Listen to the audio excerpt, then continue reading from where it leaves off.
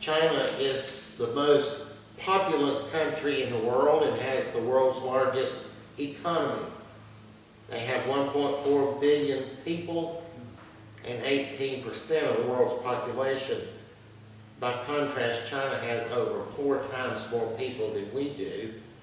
It is the second largest country in the world by land size. Only Russia is bigger. And China boasts the longest recorded history in the world. They have recorded history dating back over 4,000 years. Now, China has a different government than ours, and the government is officially atheist. And China is more or less, and has been for many years, a closed society, and religious data is hard to come by. But there are estimates that about half of the people in China are atheists. The largest religion in China is an amalgam of various local religions which grouped together are called Chinese folk religion. It is believed that about 25% of the Chinese practice that. 18% of the Chinese population is Buddhist. That's about 250 million people. 2% are Muslim, that's 28 million. And surprisingly enough, 5% are Christians. And I know we usually don't think about it this way, but 70 million Christians live in China. Now, China has been the source of Christian missionary work for many years. Catholics began some missionary activity in China around the turn of the 17th century, but it really took off at the beginning of the 1800s when American Protestant denominations started sending missionaries to China. That was one of the most popular places back then. Scores of different Christian organizations sent missionaries to China, and they did what missionaries did back then.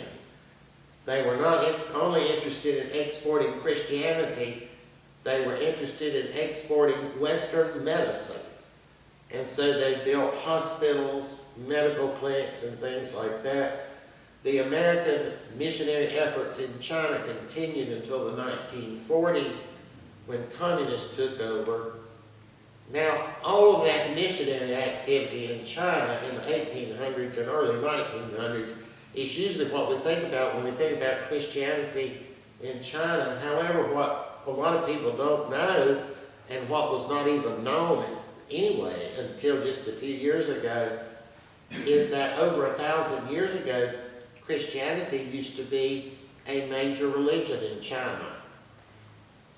In the 1600s, a stone tablet was discovered in the town of Qian in central China.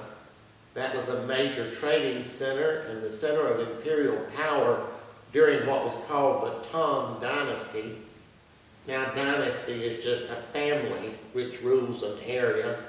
And the history of China is largely the history of them being ruled by a succession of different families or dynasties. And the Tang Dynasty lasted over 250 years, from the early 600s AD to the late 800s. And some have called it the Golden Age in China. And it's important because China was unified during that time. For a lot of China's history, it was split into one faction, but the Tang Dynasty was able to unify. And so the city of Qian was perhaps the major city in China during the Tang Dynasty, and that's where this tablet was found. It dates from around the year 780 AD. At the top of the tablet is an inscription of a cross inside a lotus blossom. Now, the lotus blossom is a symbol often found in antiquity and is associated with birth or rebirth, and the cross, of course, is a Christian symbol. And below that cross is an inscription that tells of Christianity in China. And it says that there were churches in every city and every province, and it tells how the government requested that churches help manage the affairs of the country. It tells how a man named Aliobin, a Syriac Christian from Persia, came to China in the year 635, and the the emperor sent one of his officials to greet this fella, and he was brought to the emperor. And then the emperor issued an edict allowing a monastery to be built and to settle there with missionaries. And Alyobin translated a document called the Teachings of the Apostles, that's a Syriac Christian text, into Chinese. He also translated the Old and New Testaments into Chinese, and Christianity flourished in China. Now, for many years, historians did not know what to make of this. Many historians doubted the accuracy of what this tablet said. They felt it must be an exaggeration for some unknown purpose. And for many years, few historians actually believed what the tablet said. But then in the 1970s, the Chinese government began to be more open to archaeological excavations, and archaeologists began excavating sites in China, and to their surprise, in the time period of the 600s, 700s, and 800s AD, they found a lot of evidence of Christianity in China during that time period. Much of the evidence was tombstones. There were a lot of tombstones with the same symbol that we found on that tablet, the cross inside of a lotus symbol. And some of the tombstones also had Christian inscriptions on them, Christian symbols and inscriptions dating from the 800s were found in caves. It was becoming obvious to the archaeologists that China indeed did have a large Christian population back in the 600s and 700s and 800s AD. And however, though, many still doubted that Christianity played that big a role. But in 1999, yet another archaeological discovery was made in the city of Xi'an, the same city where the stone tablet had been found many years earlier. There were the remains of an old church building found, a large building. And here was proof that a large, huge church building had been located in the central part of the city, and that was the most important city for trade and power during that period of time. Also found in the ruins of that church were the remnants of a nativity scene, sculpted from wood and plaster. So with all the evidence finally in, historians finally had to admit that Christianity had played a central role in China some 1,400 years ago. It turns out that there were, in fact, many churches and monasteries and many Christians scattered throughout China, and Christianity had a major presence. However, as often happens in a country, a ruler took the throne who did not like Christianity. He started persecuting Christians and destroying their churches, and Christianity declined. So that was the history of Christianity in China. For a little over 200 years, Christianity was a major force in China. Now, when the first missionaries came to China back in the 600s from Persia and Syria, they translated the Bible and writing the teachings of the apostles into the Chinese language.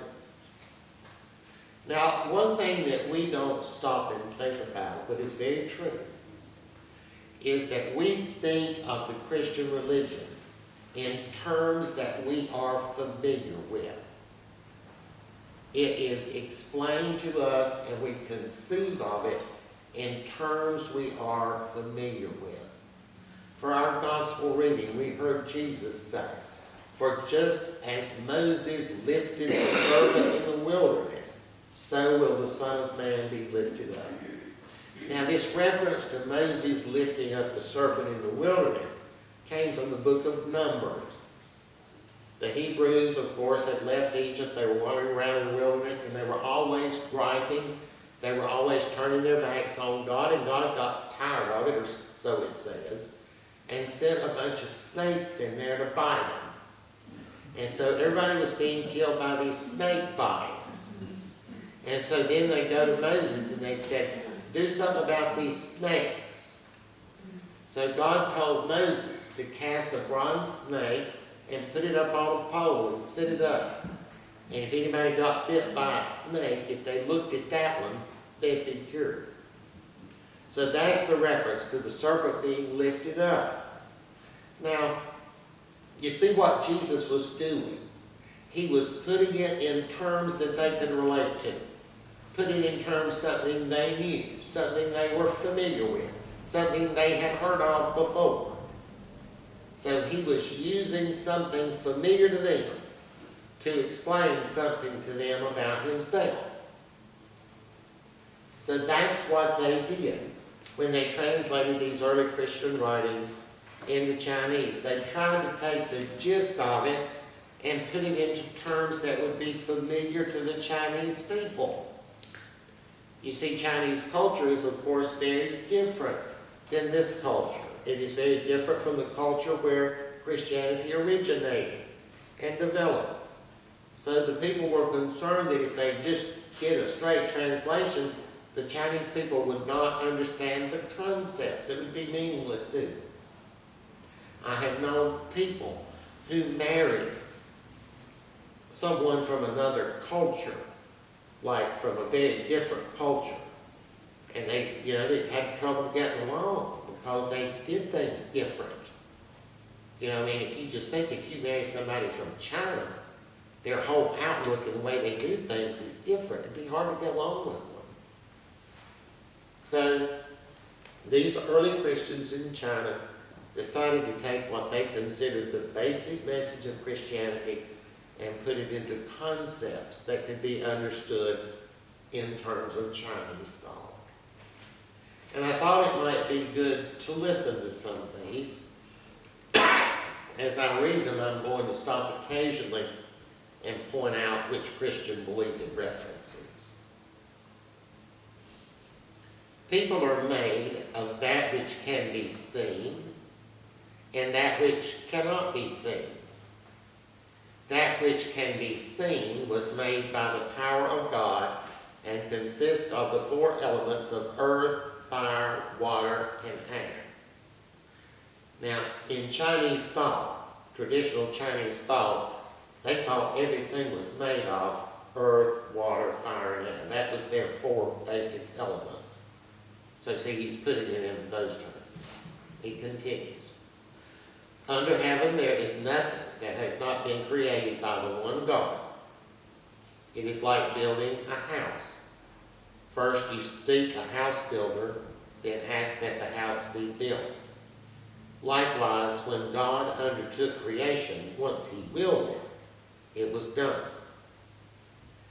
Out of his love for all living things, God made himself seen in the world.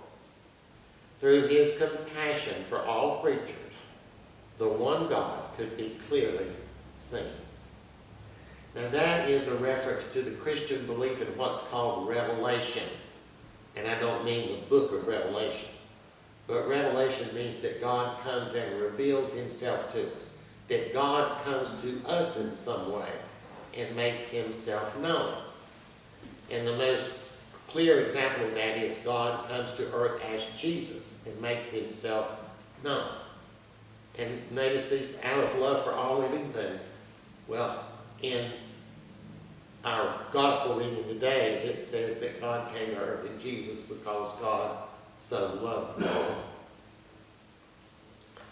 It goes on, heaven and earth are the creation of the one God. Now, we need to stop here and note that heaven in this case is not heaven like where you go when you die. It's heaven up in the sky. Remember, the word heaven in the Bible has two meanings. Sometimes it means like where you go when you die, and sometimes it just means up in the sky. In this case, it means the sky.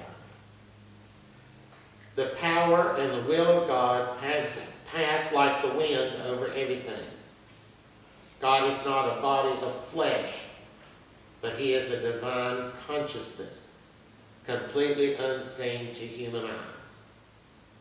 And that's a reflection of the Bible verses. God is spirit.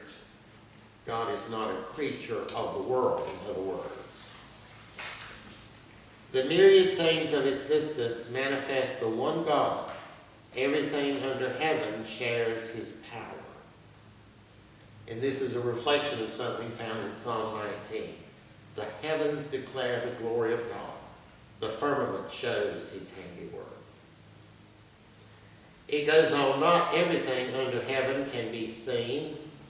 So it is that from the suspicious hearts of human beings, the thought arises that other gods could have made things precisely in his image. But even if there were such gods, none could precisely make in his image. There are two kinds of things, the visible and invisible, and it is clear that the one God made them both. And this is just a statement of God creating the world. People are of two natures. If they were of one nature, nothing more could be said. If there were not two natures, how could God make this thing called a human being? Everyone under heaven is divided in accordance with this divine truth of two natures of body and spirit. One God makes them both. And this is a reflection of the Christian belief that a human being is composed of a body, which will one day die, and a spirit or a soul that will not die, that is independently living from the body.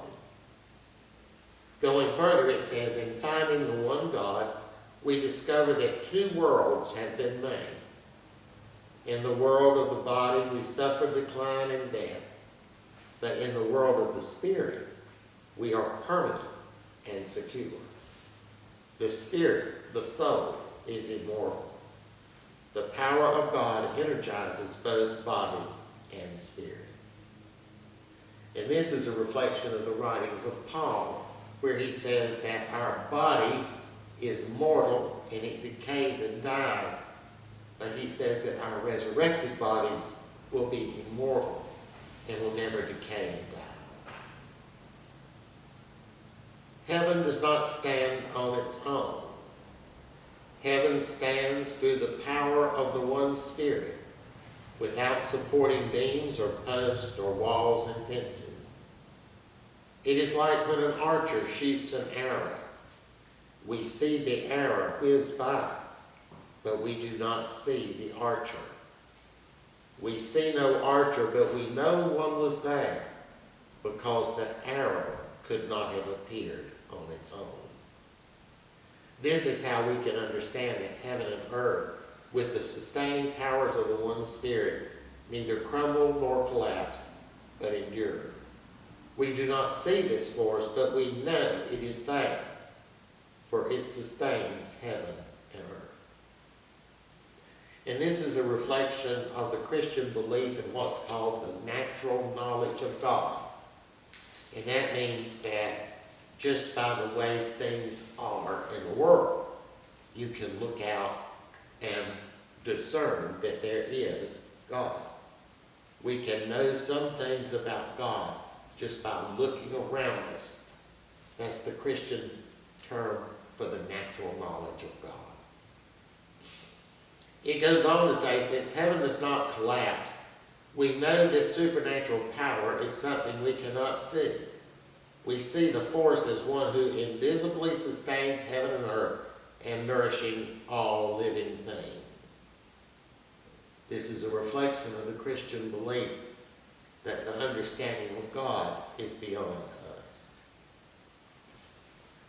There is one Spirit under heaven who lives in the divine palace of the intangible realm. This Spirit is never in just one place and is not attached to any one place. In fact, in the intangible realm, one place is actually two places, and the first is the second in time. Time in the intangible realm is always present, like the Lord's transforming influence. It follows from this that the intangible realm has not been produced or made. Words such as first and second do not apply. The one Spirit is not created and not made.